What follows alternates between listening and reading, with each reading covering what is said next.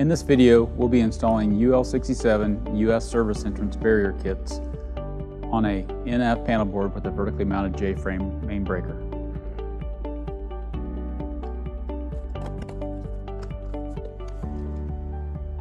There are two components of the barrier in the kit.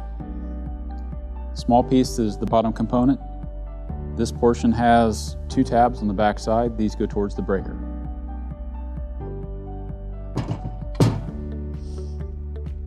There's a large odd round hole on this side that you snap into, and then you rotate the barrier down into position and snap it in place. The upper barrier has two tabs on the front that engage into two slots in the main breaker mounting pan, and then you rotate it back and you snap it into place. There are knockouts in the face of the cover that you remove based on the cable that you're using for your application.